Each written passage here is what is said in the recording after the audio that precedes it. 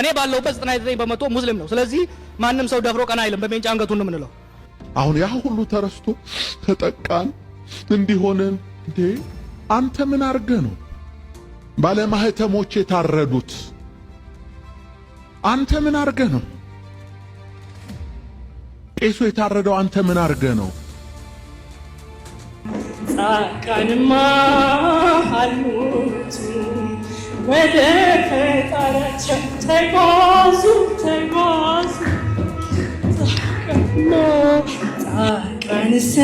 እኛ ስለ ሰማዕታት ሞቱብን ብለን ስንጮህ አንዳንድ ፓስተሮች በመድረኮቻቸው ላይ እንኳን ሞቱባችሁ የእጃችሁ ደርሷል ይላሉ። እንስማቸው። ለመጀመሪያ ጊዜ ካሴቱ የተቃጠለው ሻሸመኔ ቅዱስ ሚካኤል ቤተክርስቲያን ነበር። ታስታውሱ ሰዎች፣ ዘመን ጠበቀ፣ እግዚአብሔር ጊዜ ጠበቀ። ሻሸመኔ ለኮሳት። ማንም ሰው አሁን ላይመስለው ይችላል። አንተ ባሪያው እኮ ነኝ። አሁን ያ ሁሉ ተረስቶ ተጠቃን እንዲሆንን እንዴ አንተ ምን አርገህ ነው ባለማህተሞች የታረዱት? አንተ ምን አርገህ ነው ቄሱ የታረደው? አንተ ምን አርገህ ነው ቤተ መቅደሱ የተለኮሰው በሳት? አንተ ምን አርገህ ነው? ወይ አንተ ወይ አባቶች ድሮ ምን አርገው ነው? እንግዲህ በጋሻው እንደሰማችሁት ይህ ሁሉ የደረሰባቸው በአባቶቻችሁ ምክንያት ነው ይላል። እንዲህ ብለን አመክንያዊ ጥያቄ እንጠይቀዋለን። በእውነት ጳውሎስ የተሰዋው አባቱ ግፍ ፈጽሞ ነው ወይስ ጴጥሮስ የተሰዋው አባቱ ግፍ ፈጽሞ ነው? በዘመነ ሰማዕታት ከ44 ሚሊዮን በላይ ኦርቶዶክሳውያን ክርስቲያኖች፣ በዛን ጊዜ ክርስቲያኖች በአጠቃላይ ክርስቲያኖች ሲገደሉ የትኛው አባቶቻቸው ነበር በድሎ ይህ ሁሉ የደረሰባቸው? በናግራን ሰማዕታት እነዛ ሁሉ ሰማዕት ሲሆኑ የትኛው አባቶቻቸው በድሎ ነበረ? በአፄ ሱስንዮስ ዘመን በአንድ ቀን ከ8000 በላይ ሰራዊት ሰዎች፣ ገበሬዎች ሲታረዱ የትኛው አባቶቻቸው በደል ፈጽመው ነበረ? አርሲ ላይ ማህተባቸው እየታየ ኦርቶዶክሳውያን ሲገደሉ የትኛው አባቶቻቸው በድሎ ነበር? በነ ዲዮቅልጥያኖስ ዘመን ያ ሁሉ ክርስቲያን ሲገደል የትኛው አባቱ በድሎ ነበር? የትኛው አባቱ ስለበደለ ነው? አሊያም ደግሞ የትኛው አርዮስ ከቤተክርስቲያን በመወገዙ በመውጣቱ ምክንያት ቤተክርስቲያን ላይ የደረሰ በደል ነበር? ንስጥሮስ ከቤተክርስቲያን በመወገዙ ምክንያት ክርስቲያኖች ላይ የደረሰ ችግር ነበር? መናፍቅ በምንፍቅናው ስለተወገዘ ቤተክርስቲያን ላይ የመጣ ነገር የለም። ከሃዲያን ከቤተክርስቲያን ይወገዛሉ። እና አርዮስ ተወግዘው ነበር። ቤተክርስቲያን ነገር የመጣ ግን አልነበረም። ንስጥሮስ ከቤተክርስቲያን ተወግዞ ወጥቷል። በክርስትናቸው ላይ የመጣ ነገር ግን የለም። ነገስታት አብረው ከነ አርዮስ ጋር ቅዱስ አትናቴዎስን ከመንበሩ አባረውታል። ነገስታት አብረው ከመናፍቃን ጋር ሆነው ቤተክርስቲያን አንገላታዋታል፣ አሰቃይተዋታል። ይህ ያለ ነገር ነው። እውነትና ሐሰት አብረው በአንድ ላይ ስለማይሄዱ፣ እውነትና ሐሰት በአንድነት ተቀምጠው ስለማይኖሩ፣ ሁሌም ቢሆን እውነት እውነት ነው። ክርስትና ከእውነት ጎን የምንቆምበት እንጂ ከሐሰትና ከመንፍቅና ጋር አብረን የምንቀጥልበት አይደለም።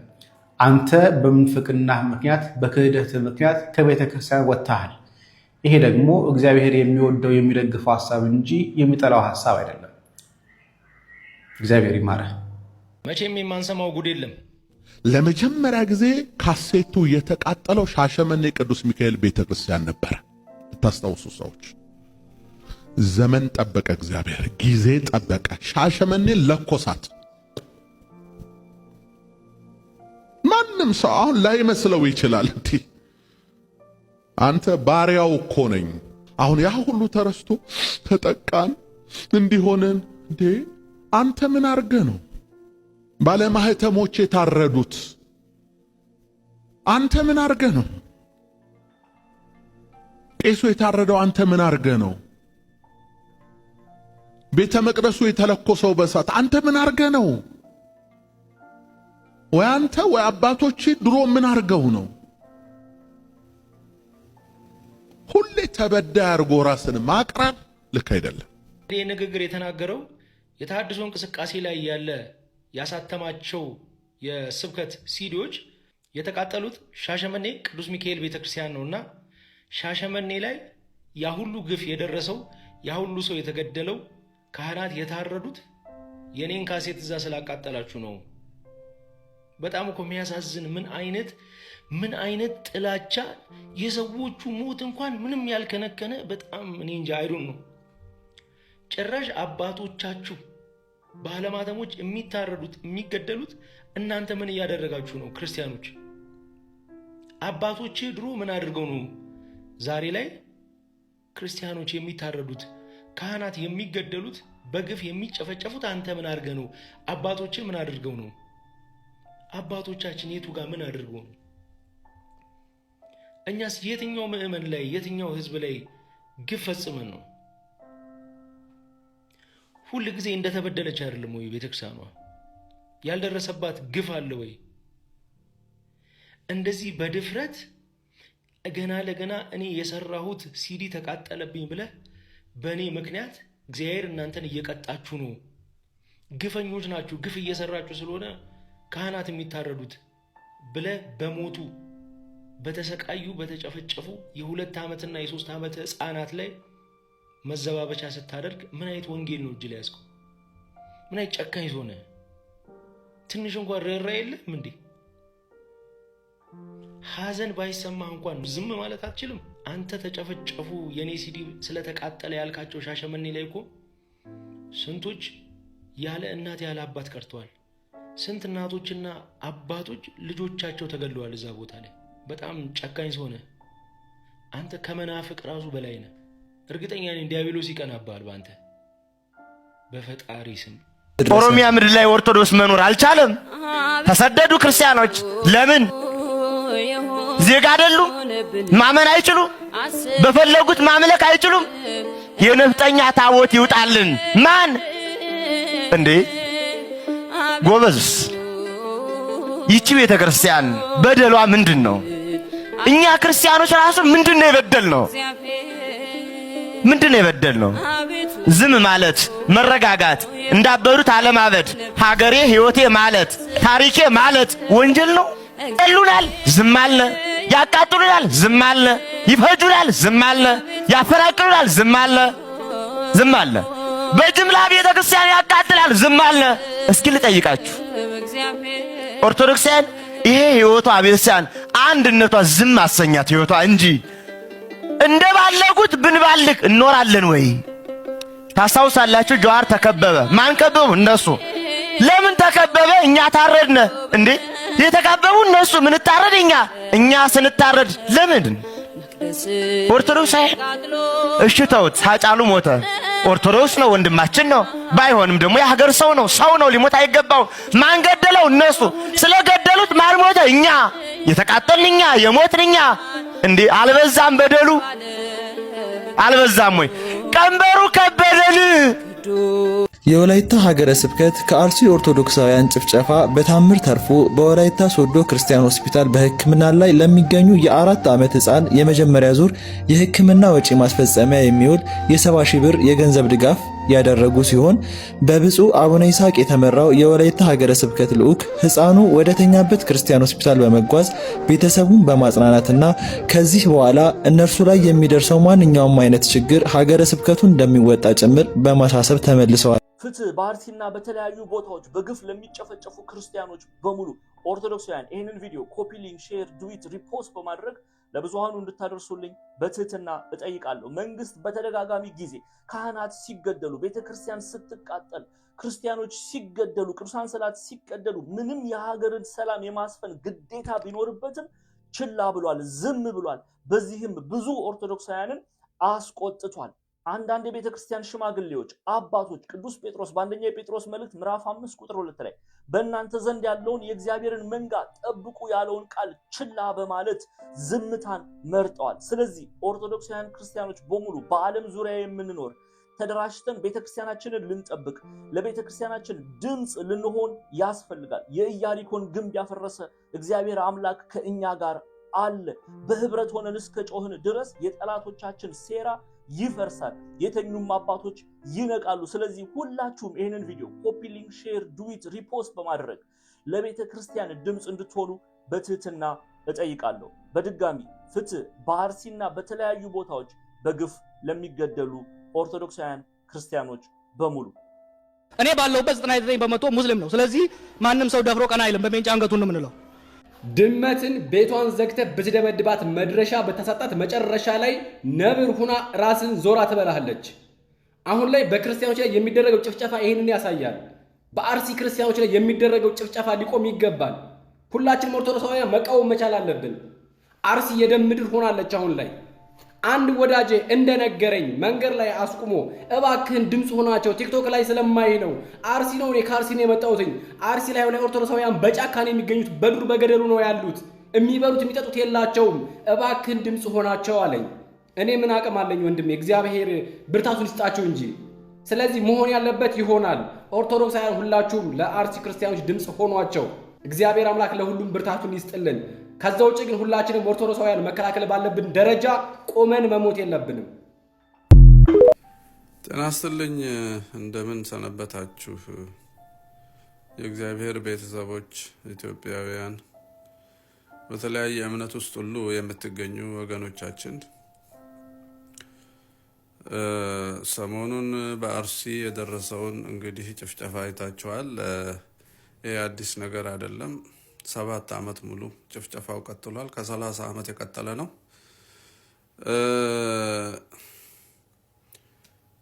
የህወሓት የኦነግ በእነሱ ስር የተደበቁ ጽንፈኛ ዋሃቢያዎች፣ አሸባሪዎች፣ የኦሮሚያ ልዩ ኃይል፣ የኦሮሞ ነጻነት ግንባር፣ ብቻ የተለያየ የእስላሚክ ስቴት ወይም እስላማዊ መንግስት የሚሉ ሰዎች ከብልጽግና ወንጌል ሃይማኖታዊ መንግስት ጋር ተባብረው ነው በኦርቶዶክሳውያን ላይ ጭፍጨፋ የሚያካሂዱት። አሁን መደበቅ አይቻልም። እንኳን ለኛ ነባሩን እስላም ለማጥፋት ያኔ መሰሉ ለሰማይና ምድር የከበዱ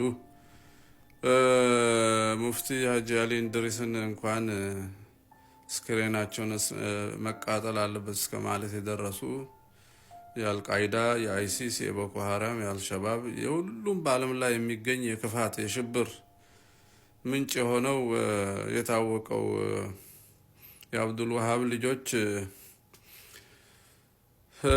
ከኦነግ ኦሮሞማ ከፖለቲካ ሰራሽ የኦሮሞ ትርጉም ጋር ተገናኝተው የሚሰሩት ስራ ነው።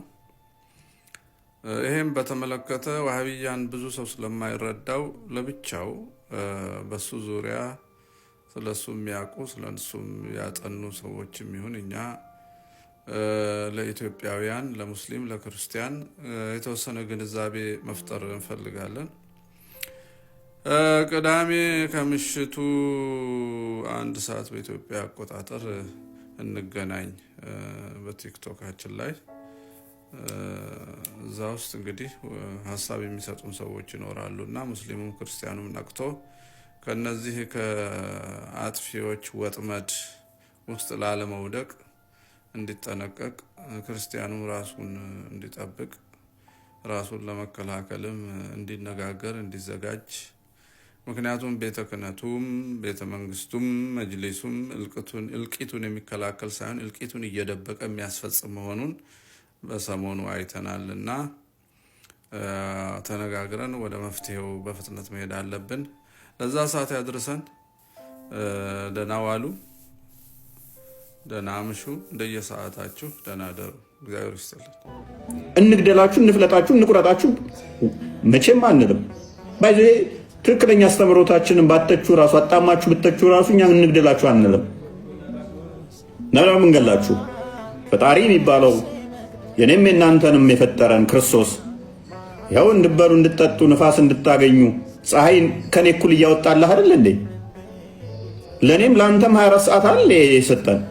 ለኔ ቦነስ እፎይ ስለኔ ቀን ተናግረሃልና 24 ሰዓቷ ላይ 24 ሰከንድ ልጨምርልህ ብሎኛል። ላንተም ለኔም እኩል ነው የሰጠው።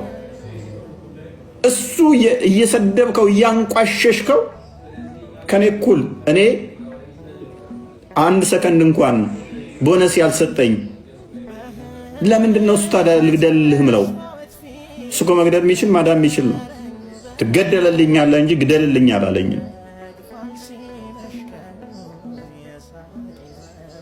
በግ በሸላቾቹ ፊት ዝም እንደሚለው ክርስቶስም እንደዛ ዝም አለ ነው የተባለው። ሲነቅፉት ክፉ አልተናገረም ይላል፣ መጥፎም አልመለሰም ይላል፣ በአፉም ክፉ አልተገኘበትም ይላል። ይሄንን ደግሞ ማን ተገበረው? እስጢፋኖስ ተገበረው። እስጢፋኖስ በትክክል ይሄንን ተገበረው። ስለዚህ መተቸት ጤናማ ነው። ተቹ እንተች። ነገር ግን አይ አሁን አልተቋቋምንም አዲሶችን እያነሳ ነውና ያለን አማራጭ 3 አማራጮችን አስቀመጡ። አንደኛ ውይይት። ውይይቱ ላይ ተከፋፈሉ። ነው ይቅርብና አዋጣንም ውይይት አሉ። ውይይት ከሆነም ደግሞ አሉ በእስልምና መወያየት የለብንም፣ ክርስትናውን ብቻ እነሱ ተከላካይ እንዲሆኑ ብቻ ቶፒኩ መሆን ያለበት ርዕሱ መሆን ያለበት የክርስትና ላይ ብቻ መጽሐፍ ቅዱስ ላይ ብቻ መወያየት አለብን አሉ። እሺ አራዳ ናቸው እነሱ፣ እኛ ሁሌም ፋራ ነን። እንደዛ ከሆነ ሁሌም እኛንን የምናጠቃው እነሱ መከላከል ብቻ ነው ስራቸው። ስለዚህ እኛ ነጥብ አንጥልም፣ እነሱ ላይ የፈለገንን አንስተን መውጣት እንችላለን። ስለዚህ ነጥብ አንጥልም አሉ። ርዕስ ሁሌ መሆን ያለበት እነሱ ላይ መሆን አለበት። እዚህ ላይ ግዴታ ነው ይህን ማድረግ አለብን አሉ። ኦኬ ሁለተኛ አሳሩ ሁለተኛ መንገድ ድርድር፣ ምክክር። ምንድነው የምንመካከረው? ተቹ ልተች ነው በቃ። ከዚህ ውጭ ምንም እንደራደረው ነገር አይኖርም፣ ምንመካከረው አይኖርም። ተቹ እንተች ሰላማዊ በሆነ ሁኔታ። ሶስተኛውስ እርምጃ ይወሰድበት። ይህ ጤናማ አይደለም። ባለፈው ሞክራችሁታል። አሁን ደግሞ እንደ አዲስ በቃ ይህን ማድረግ ካልቻለን ሞተናል፣ በቃ አልቀናል። ይሄ ጤናማ አይመስለኝም። እሺ በኢትዮጵያ ኦርቶዶክስ ተዋሕዶ ቤተክርስቲያን በቲክቶክም ላይ በየትኛውም ፕላትፎርም ላይ የምታገለግሉ አገልጋዮች ከሰኞ ጀምሮ ዓለም አቀፍ የሆነ ተመሳሳይ ማስታወቂያ በዓለም ላይ ላሉ ሚዲያዎች፣ የፖለቲካ መሪዎች፣ የሰብአዊ መብት ተሟጋቾች እንዲደርስልን ጥሪ ልናስተላልፍ ስለተዘጋጀን ከሰኞ ጀምሮ ለ3 ቀናት ድረስ ወንድማችን ዲያቆን መምህር ፋሲካው በሚያዘጋጁት ጥሪ ላይ ሁላችንም ተረባርበን በኦርቶዶክሳውያን ላይ የሚደርሰው ግፍና ጭፍጨፋ፣ የጅምላ ጭፍጨፋ፣ ግድያ እንዲቆም ማድረግ ያለብንን እናደርጋለን። ስለዚህ በዚህ ሰዓት ሁላችሁም በተለይ ቲክቶክ ላይ ያላችሁ ብዙ ፎሎወር ያላችሁ በቤተ ክርስቲያኒቱ ልጅነታችሁ ብቻ እየተከበራችሁ እየተወደዳችሁ ሰው ሁሉ የሚከተላችሁ ሰዎች በዚህ ሰዓት ከነዚህ ሀዘንተኞች አጠገብ እንድትቆሙ በጽኑ እየተማጸንን ሁላችሁም ትብብር ስለሚያስፈልግ ወደኋላ እንዳትሉ በእግዚአብሔር ስም አደራ እንላለን። ከዛ በኋላ ደግሞ በዋሽንግተን ዲሲ የሚካሄድ የጧፍ ማብራት መርሃ ግብር ይካሄዳል። ነገር ግን በዚህ ሰዓት በእኛ ቤተ ክርስቲያን እጅግ እያሳዘነን እየመጣ ያለው ነገር ምንም ቢፈጠር ምንም የማይመስላችሁ ካህናቶች አላችሁ። ሰው ቢገደል፣ ቤተ ክርስቲያን ብትቃጠል፣ ንዋየ ቅድሳት ቢዘረፍ፣ ቤተ ክርስቲያን ላይ ግፍ ቢደርስ ትልልቅ ቦታ ይዛችሁ ምንም የማትናገሩ ሰዎች አላችሁ። እስከ መቼ እንደሆነ ግን ዝምታችሁ አላውቅም። አውደ ምሕረቱ ላይ መውረድ አትፈልጉም። በየሄዳችሁበት አውደ ምሕረት እንዲዘረጋ ትፈልጋላችሁ። ነገር ግን በሐዘኑና በመከራው ጊዜ ከዚህ ህዝብ ጋር መቆም አትችሉም። አሁን 4 ኪሎ እንደተቀመጡት ጳጳሳት ዝምታን ነው የምትመርጡት። ግን ከውጭም ይሁን ከውስጥ እየተመላለሳችሁ አውደ ምሕረቱ ላይ ትቀመጣላችሁ። ከዛ በኋላ ጉባኤ ታዘረጋላችሁ። ያንን ምስኪን ህዝብ ላይ ጮኻችሁ ትመጣላችሁ። ምስኪኑ ህዝብ ደግሞ በሚጮህበት ሰዓት እናንተ በየትም ቦታ ልትገኙ አልቻላችሁ። ይሄ ነገር እስከ መቼ ነው? በተለይ አሁን ይሄ መከራ የደረሰው በአርሲ ከተማ ላይ ነው። እዛ የተወለዳችሁ፣ እዛ ያደጋችሁ፣ ከዛ ከተማ የወጣችሁ ብዙ አገልጋዮች አላችሁ። ስትችሉ እዛው ከተማ ላይ ሄዳችሁ ጉባኤ ዘርግታችሁ ይህንን ህዝብ ማጽናናት ይገባል። አለበለዚያ ግን የዋሽንግተን ዲሲ ሰልፍ ላይ መቅረት እስከዚህ በፊት እንዳደረጋችሁት በዝምታ የምናልፈው አይመስለኝም።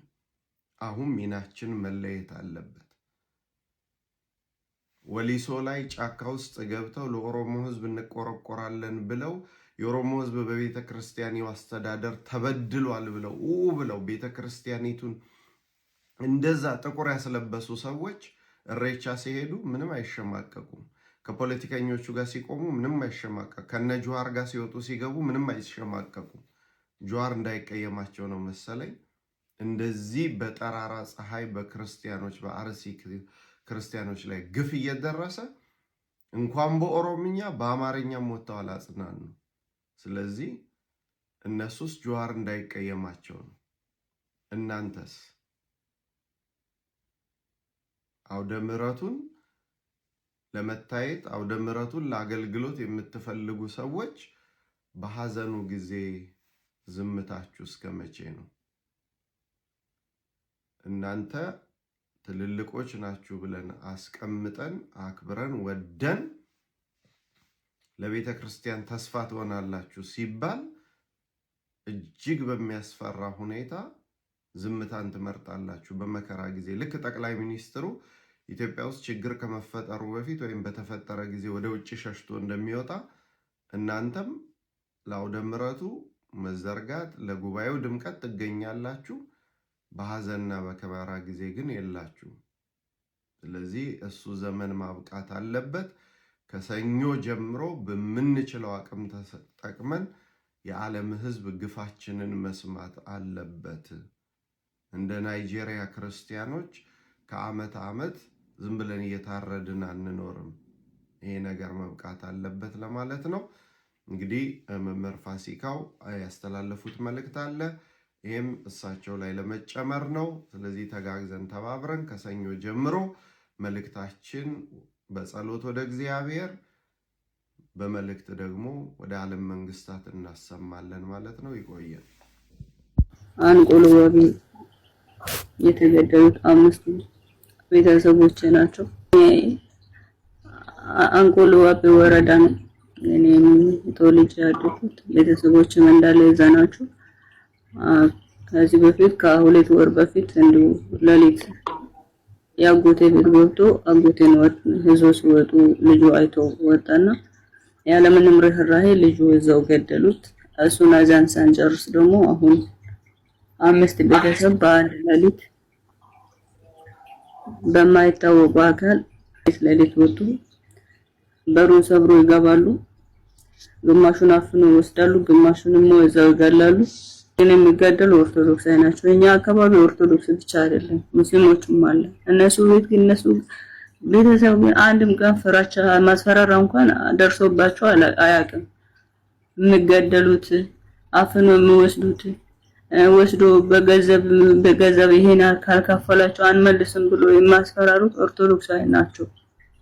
5 ቤተሰቦች በአንድ ሌሊት አንድ ባር ሰልፋ የሶ ገና በአንድ ጥፍ እንኳን በመቱት በጥፍ እንኳን ከጥፍ ላይ የማትቀር ልጅ በጥይት መቱ። እዛ አርዶ ሄደው አንዱን ደግሞ አፍኖ ወሰዱ። እስካሁን በህይወት ይኖር አይኖር ምንም እናውቀው ነገር የለም። ምንም የሰማነው ነገር የለም። እሱ ሞተ በኖርም ባይሞትም ምንም የምናውቀው ነገር የለም። በአንድ ሌሊት 6 ቤተሰቦችን አጣሁት ማለት ነው። እሱ ብቻ አይደለም የሞቱት ሞቷል። የሞቱትን ብቻ ህዝቡ በስጋት ነው አለ። አሁን ላይ በተወለደበት ሀገር ላይ ባኖርበት ቤት ላይ እንደ ስግደተኛ ሆኖ ስግደተኛ ሆነ እኛን ራሱ የስግደት ላይ አለ በነፃነት ነው አለ። ህዝቡ ግን በቃ በፍርሃት ነው አለ። ምንም እረፍት የላቸውም። ሌሊት እንቅልፍ የላቸውም። ይሄ ነው ያለው ነገርና ብቻ እኔ እንጃ ምን እንደምል ብቻ አላውቅም። ብዙ ንግግር አልችልምና የሞቱት ሞታት ያለውቹት ግን ለነሱ እንድረስ ነው እኔ የምለው። ለነሱ እንድረስ፣ ለነሱ እንቁም፣ ይሄንን ነገር ከነሱ እናስቆም ነው እኔ የምለው። ሌላ ነገር ካሁን በኋላ ግን ይቅርታ አድርጉልኝና እኔ በግሌ እኔ አንድ ቲጂ የሰማዕቷ ልጅ ካሁን በኋላ ቀኝህን ሲመቶ ግራህን ስጥ የሚለውን ነገር ሰብሬ ወጥቻለሁ። በቃ እስከዛሬ ብዙ መረጃዎች በእጄ ያሉ የወለደ አባት ቤተክርስቲያንን ሲያስተዳድር እያየን ዝም ያልነው አሁን በቃ ትላንትና ነው የኔ የወሰንኩት እኔ ቢኮዝ ተዋህዶ ትለቅ ማን ሞቶ ማን ይኖራል የሚለው ነገር ላይ ነው ያለነው። አሁን ስለ ሸኔ ስለምን አንፈልግም። የምንፈልገው ምንድነው? ተዋህዶ ለምን ይሞታል? አማኝ ለምን ይሞታል ብቻ ነው አሁን እኔ ጥያቄ። አማኝ ለምን ይሞታል? ስለዚህ መውጣት ያለበት ጉድ ይውጣ። ይዘን እንወጣለን። ካህናት ብትፈልጉ ፍቱን፣ ስትፈልጉ ጨርሱን። ያለውን እውነታ አውጥተን ግን እንሞታለን። መሞት ካልቀረ አባቶችን አክብሩ፣ ቆባቸውን አክብሩ። አባቶች ሳይከበሩ ብለን እስከዛሬ ብዙ ነገር እያየን ብዙ ነገር እየሰማን እያከበርን ኖረናል። ዝም ብለናል። ወጣቱ ሲያልቅ አይተናል፣ ሲደፋ አይተናል፣ ሲታረድ አይተናል። ህፃን ልጅ ሲታረድ አይተዋል አይኔ። ካሁን በኋላ ግን በቃ እኔ በተወለድኩበት ኦሮሚያ ክልል በአንድ ሌሊት የጊዮርጊስን ዝግር ዘክረው ቀን ሻኔዎች መተው በልተው ማታ በተፍኪ ምድር ላይ 5ቱም ተቀብረዋል። አንድ ልጅ ነው የቀረው። ከ6 ቤተሰብ አንድ ልጅ ቢሞት ይሻለው ነበር እሱ ማለት ነው። ስለዚህ ካሁን በኋላ ግን ምንም አይነት ነገር ይዘን ስንወጣ ሚዲያ ላይ ስንደርስ የፈለጉትን ያድርጉ። መሞት ካለበት ቤተሰብ የሚለቅ ለተዋህዶ ካለቁ ችግር የለው። እስከ ዛሬ ውጠን ዝም ብለናል። ከወሊሶ ጀምሮ እስከ አዲስ አበባ ድረስ ያለው ወጣት አሁን ካልተነሳ ዛሬ አርሲ ላይ የሆነ ያለው ነገ እዚህ የማይመጣበት ምክንያት ምንም የለም።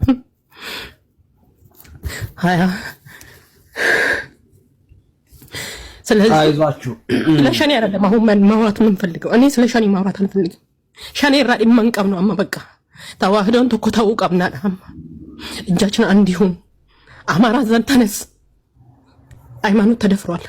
ኦሮሞ ተነስ፣ ትግራይ ተነስ፣ ደቡብ ተነስ፣ ወሎ ተነስ። ዛሬ አርሲ ልጆች አልቋል፣ ነገ ይቀጥላል የወሎ ህዝብ። ምክንያቱም ህዝበ ክርስቲያኑ ትንሽ ያለበት ቦታ ነው የተጀመረው። ምስጥሩ አልገባችሁም። እየተሰራ ያለው ተዋህዶ ላይ ነው። እየተሰራ ያለው ቤተክርስቲያን ላይ ነው። አይናችን እያየ ቤተክርስቲያናችን ተዘግታለች። የማርያም ቤተክርስቲያን ተዘግታ ቀዳሽ ጠፍቶ አረብ ሀገር እየለመንን ነው እኛ ያስቀደስን ያለ ነው። አሁን ናሴ ላይ ለምኝን ያስቀደስኳት ደጇን ካህኑ ገዝተን ስናመጣ ካህኖቹን እያባረሩብን፣ ካህናት እየገደሉብን። አትዘጋም። እኔ እያለሁ የተዋህዶ ቤት አትዘጋም። በቃኝ። አሁን ልወጣ ነው። ሳውሎስ የሚባል ሰው አያስተዳድረንም ካሁን በኋላ፣ አይገዛንም ካሁን በኋላ።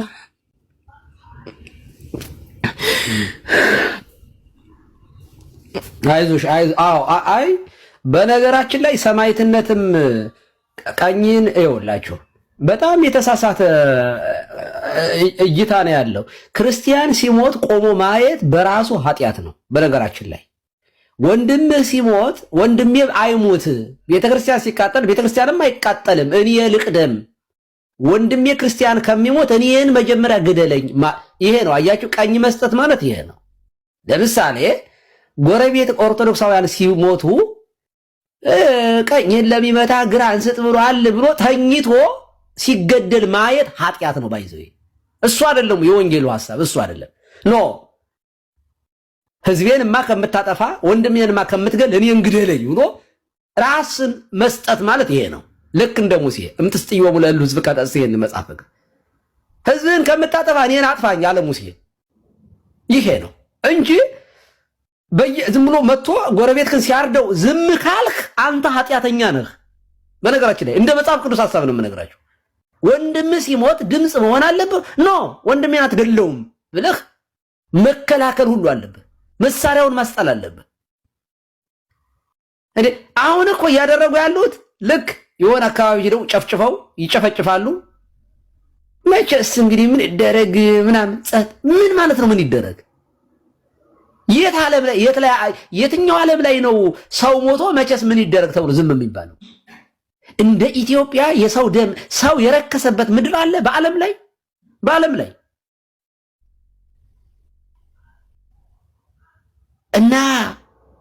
እና በእውነት እንደው ደግሞ እኮ በሃይማኖት እኮ ነው ደግሞ ይሄ እውነቱን ነው የተናገርሽው። ክርስትና የሌለበት አካባቢ የማጥራት ስራ እየሰሩ ነው። ኦኬ ስልጤ አካባቢ አይታችሁ አዲስ አበባ እንኳን ዓለም ገናና ይሄ አንተ ዓለም ባንክና ወደ ጀሙ አካባቢ እኮ በጣም እኮ ነው አራጅ የበዛው። ቆሞ ቤተክርስቲያኑን ከሚያስወርስ ንቅል ትውልድ እግዚአብሔር ያድነን ነው የምለው እኔ። ይኸው እቺ ልጅ ሲሪየስሊ እስኪ አሁን ምን እኔ ማውራታችን እኮ ራሱ ሞትን ለምደነው እኮ ነው። 5 ቤተሰቤን አጣዋለች እና ሲሪየስሊ አላለቀስንም እኮ ይኸው ደንዘዘናል እኮ ምላችሁ በቃ ሞትን እንጂ 5 እኔ ብሆን የኔ ቤተሰብ 5 ሰው ያልፍ እኔ አይ ዶንት ቲንክ ሶ እዚህ ጋር ቆሜ የማወራ ሁሉ አይመስለኝም። አቅሙንም አያላገኘውም። ሞትን ለመድ ነው። አያችሁ ሐዘን ተራ ነገር ሆነ። 5 ቤተሰብ ይች ልጅ አጣለች። 5 ቤተሰብ የኔ እህት ወንድም እናት አባት ቢሆኑ ብላችሁ እስቲ ያስቡት። እስኪ ትችሉታላችሁ? ተቋቋሙታላችሁ? እንዲህ መናገር ትችላላችሁ? አቅም ታገኛላችሁ?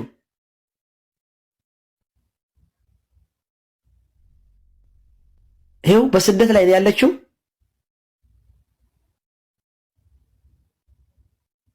ተመልሳ ላታገኛቸው ቤተሰቦቿ አላታለች። ለዚች እህት ለዚች ልጅ የማይራራ ጳጳስ አረመኔ ነው፣ ይሁዳ ነው የምላችሁ እኮ ሰው አይደለም ይሄ። ተውት ማለት ሰው አይደለም። ሰው መሆንማ ሰብአዊነት እኮ አለ። ከነዚህ ሐጂ ሙፍቲ ይሻላሉ። እንዲህ ካሉ ሰዎች ሐጂ ሙፍቲ ይሻላሉ ከነዚህ። እውነት እነዚህ ቢሞቱ የሐጂ ሙፍቲ ነው አልናለቅስላቸው።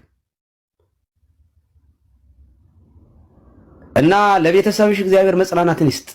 ለዚህ ህዝብ እግዚአብሔር የእውነት እረኛ ያምጣ። በረኞቹ ላይ መድኃኔዓለም ይፍረድ። በእውነት ይፍረድ።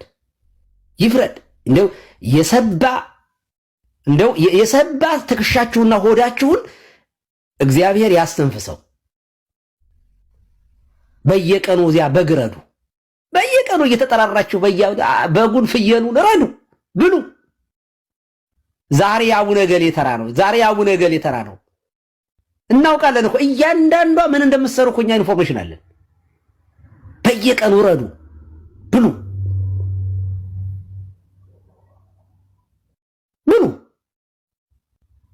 የምትሽቀዳደሙት ለመብላት አይደለ? ብሉ።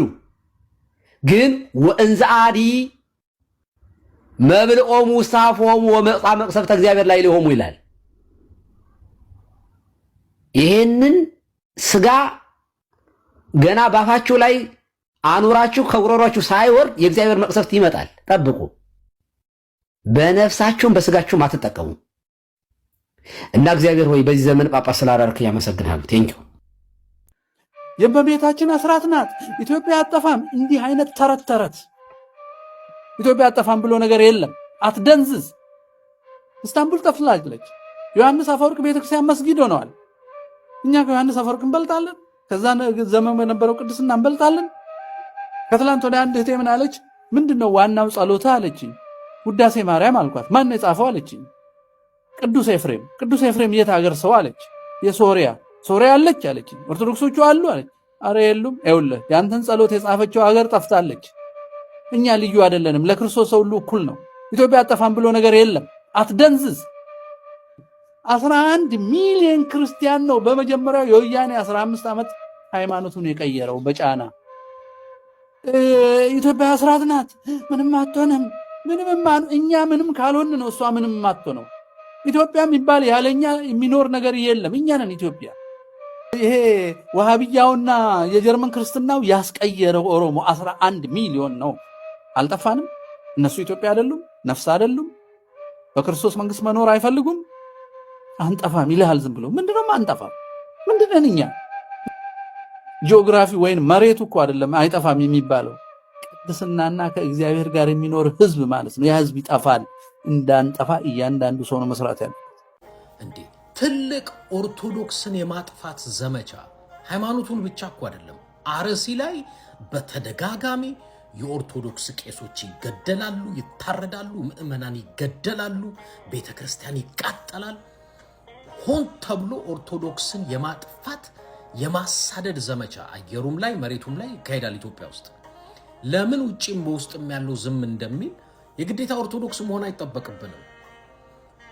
አንድን ሰው በእምነቱ ሲሳደድ ሲገደል ሁሉም ሰው ድምጽ ማሰማት አለበት። በውጭ ያለው በውስጥ ያለው ለምን እንደሆነ አልገባኝም። ኦርቶዶክስን የማጥፋትና ኦርቶዶክስን የማሳደድ ዘመቻ ሰው እምነቱን ላያምንበት ወይ እምነቱን ላይቀበል ይችላል። ቄሶቻቸውን መግደል፣ ምዕመናኖቻቸውን መግደል፣ ቤተክርስቲያኖቻቸውን ማቃጠል፣ መንግስትም ደግሞ ተስማምቶ ጸጥ። አትሊስት ሁላችንም ድምጽ እናሰማ፣ በውስጥም በውጭም አለ። ሼር አርጉት። እነኚህ የምትመለከቷቸው በአርሲ ጉና ወረዳ ይኖሩ የነበሩ ኦርቶዶክሳውያን ናቸው። ጥቅምት 13 11 ሰዓት አካባቢ ስድስቱን አፍነው ይወስዷቸዋል። መውሰድ ብቻ አይደለም፣ ከሁለት ቀን በኋላ አቆይተው በጥቅምት 15 ቀን ስድስቱንም በቆንጭራ ገድለው ይጥሏቸዋል። ከነኚህ መካከል ላይ አንዷ አንገቷን ቆርጠው የጣሯት ሲሆን የተቀበረችው በሞዬ ቅዱስ ዮሐንስ ቤተክርስቲያን ነው። አምስቱ ግን በገጀራ ተቆራርጠው እንደምትመለከቷቸው ጥለዋቸዋል። በዓለ ወልድ ቤተክርስቲያንም ተቀብረዋል። ይህንን እየተመለከትን ነው እንግዲህ እየኖርን ያለ ነው። ኦርቶዶክሳውያን ኦርቶዶክስ በመሆናቸው ብቻ ከሀገራቸው ተወስደው እንደዚህ በምትመለከቷቸው ሁኔታ አንዷን አንገቷን ቆርጠው አምስቱን ደግሞ በገንጀራ ጨፍጭፈው የገደሏቸው። ዛሬም ነገም ከነገ ወዲያም ፍትህ ለአርሲ ህዝብ ልንል ይገባል። ቸርቆይ ለእኛ ሲሆን ፖሊስ ማንንም አይዝም አይመረምርም። ለሌላ ሰውን ይይዛል ይመረምራል። አዲስ አበባ ከተማ ውስጥ ቀድሶ የሚወጣ ካህን በድንጋይ አስደብድቦ ምንም አይነት ፍትህም አይሰጥ። ሰሞኑን አንድ ሼክ ተገለው ነበረ። ምን ያህል ተንጫይተው ገዳዩን እንደያዙት አይታል። በድንጋይ የተወገረውን ካህን ወጋሪዎቹን ይዘው አይታል። ቡራዩ የታረዱትን አራጆች ይዘው አይታል። ቀራኒዮ ወይ ብላ ማርያም ግንባራቸውን የተባሉ ልጆችን ይዘው አይታል። እነ ታከለ ኡማ እዛ እመቤታችን ማነች አርሴማ 22 ያስገደሉትን ልጆች ገዳዮች ተይዘው አይታል። አየህ ማህበሩ እኛን የማጥፋት ስለሆነ ነው። አሁን ያ ሁሉ ተረስቶ ተጠቃን እንዲሆነን እየሰማችሁ ነው አይደል? የኢትዮጵያ ኦርቶዶክስ ተዋሕዶ ቤተክርስቲያን ጳጳስ የላትም፣ ካህን የሚባል የላትም፣ ምዕመን የሚባል የላትም። ይሄኛው ቪዲዮ የቆየ ነው። በሌላ ኬዝ የተነገረ ነገር ነው። እዚህኛው ኬዝ ላይ ተያይዞ ማለትም አሁን በአርሲ ከተገደሉት ክርስቲያኖች ጋር ተያይዞ እየተለቀቀ ነውና ጊዜው አሁን እንዳልሆነ እንዲታወቅ። ሁለተኛው ጉዳይ ደግሞ አባቶች ጳጳሳት የሌሉን ነን እያልን አይደለም እና የሆነ መስመሩን ያልሳተ ተቃውሞ ቢሆን መስመሩን ያልሳተ ጥያቄ ቢሆን ብዬ እላለሁ። አባቶች አሉን። አባቶች የሉንም ካልንማ በቃ ነገር እኮ አባቶች አሉን፣ ግን እንደሚገባው አላረጉልንም ነው ወይንም ደግሞ ቀድሞ የምንጠብቀው ነገር አልተደረገም። ጩኸቱ እረኛ እያለ መንጋው እስኪጮህ ድረስ ባልተጠበቀ ነበረ። ጩኸት ብቻ ወይንም ደግሞ ተራ መግለጫ ብቻ ሆኖ እስከመቼ ይቀጥላል? እና አባቶቻችን ከፊት ቅደሙልን የሚል ጥያቄ እንጂ አባት የለንም ካህን የለንም የሚል ከሆነ አደገኛ ይሆናል። እንደዚህ አይደለም። ቪዲዮም የቆየ ነው፣ መስመሩን እንዳይስት ከማለት ነው። ተጠቃን እንዲሆነን እንዴ አንተ ምን አርገህ ነው ባለማህተሞች የታረዱት? አንተ ምን አርገህ ነው ቄሱ የታረደው? አንተ ምን አርገህ ነው ቤተ መቅደሱ የተለኮሰው በሳት? አንተ ምን አርገህ ነው? ወይ አንተ ወይ አባቶች ድሮ ምን አርገው ነው? ሁሌ ተበዳይ አርጎ ራስን ማቅረብ ልክ አይደለም። አቶ በጋሻው ምን እያለ ነው? ራስን ሁልጊዜ እንደተበዳይ አድርጎ ማቅረብ ተገቢ አይደለም ይላል። ይሄ አስተያየት ከምን የመነጨ ነው መሰላችሁ? የገዳይ መንፈስ ሲጠናወታችሁ የሚመነጭ ሐሳብ ነው። ሁልጊዜም እንደምለው ከቤተክርስቲያን ውጭ ያሉ ሰዎች በተለይ በታድሶ እንቅስቃሴ ውስጥ ያሉ ሰዎች ለቤተክርስቲያን ያላቸው ጥላቻ ሰባዊነታቸውን እንኳን ከነሱ ተገፎ እስኪሄድ ድረስ ማለት ሰባዊ ስሜት እንዳይሰማቸው እስኪሆኑ ድረስ ጠልቆ ገብቷል ለቤተክርስቲያን ጥላቻቸው ማለት ነው። ማንም ሰው በአንገቱ ማህተብ የተነሳ ኢትዮጵያዊ ሆኖ የሆነ ክርስቲያን ተገደለ ሲባል ክርስቲያን መሆን ሙስሊም መሆን አይጠበቅብህም፣ ይሄ ሰባዊነት አይደለም፣ ለምን እንዲሆናል ብሎ መጠየቅ ጤናማ ነበር። ይሄን መቃወም ደግሞ ክፉ መንፈስ ሲጸናወተ የምታወጣው ድምጽ ነው ማለት ነው። በጋሻው ምንድነው ያለው?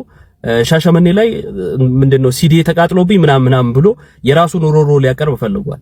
በምንፍቅና ነው የደረሰብህ። ምንፍቅና ደግሞ በጣም አስጠልይ ከመሆኑ የተነሳ ስላሴን ትምህርት እስካለማወቅ ድረስ እናስታውስ በደብዳቤ ይቅርታ የጠየቅበትን ያለማወቅ ቤቱን የሰራበት ሰው ስለሆንክ በሰዓቱ የነበረበት የምንፍቅና ሲወጣ ሲዲው ከቤተክርስቲያን ያፈነገጠ ስለሆነ መቃጠል ነበረበት። እንኳንም ተቃጠለ እና ምንፍቅናህን አጨብጭበናል ብለው ይቀበሉ ነው እና አይመጣውም። ሐሳቡም ልክ አይደለም። ለማንኛውም ቂም በቀል የተወጣ ስለመሰለ ማለትም እንደው ቂምህን ይዘሃት የቆየሃትን እችን አጋጣሚ ተጠቅመ ተናገርካት አጋንንታዊ ስሜትህን አየንበት ለማለት ነው።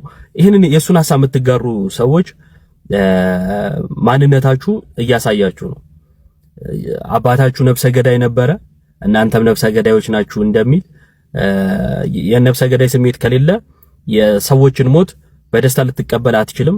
ማውገዝ ሲኖርብህ እንደው ሁልጊዜ ተጠቂ አድርጎ ራሱን መቅጠር ተገቢ አይደለም እያሉ የሰው ለቅሶን ማሾፊያ ማድረግ ተገቢ አይደለም። ቆም ብላችሁ አስቡ። ዓለም አቀፋዊ የሚዲያ ዘመቻ ኦርቶዶክሳውያን ለሁሉም አዳርሱልኝ። እንደሚታወቀው የኢትዮጵያ ኦርቶዶክስ ምዕመናን በአርባ ጉጉ፣ በሻሸመኔ፣ በጅግጅጋ፣ በወለጋ፣ በአርሲ ስንቱን ጠቅሰን እንጨርሰዋለን። መገደል ከጀመሩ ይኸው ዘመናት እየተቆጠሩ። ይህን በተመለከተ ለዓለም አቀፉ ማህበረሰብ ጥሪያችን ማድረስ ስላለብን የኦርቶዶክሳውያን ጂኖሳይድ በኢትዮጵያ እየተፈጸመ እንደሆነ ማሳወቅ ስላለብን ከጥቅምት 24 ጀምሮ ለተከታታይ ቀናት የሚቆይ የሚዲያ ዘመቻ ተዘጋጅ። ሁላችንም ኦርቶዶክሳውያን በቲክታክ፣ በዩቲዩብ፣ በፌስቡክ፣ በኢንስታግራም፣ በትዊተር እንዲሁም በሳተላይት ቴሌቪዥን ጭምር ዓለም አቀፍ ትልልቅ የሚዲያ አካላትን ተቋማትን በሃሽታግ ድምጻችን ለቅሷችንን እናሰማለን፣ እርማችን በሚዲያ እናወጣለን። ስለዚህ ከዛሬ ጀምሮ የምናስተላልፈው መልእክት እየተቀበላችሁ ከጎናችን እንድትሆኑ ጥሬን አስተላልፋለሁ።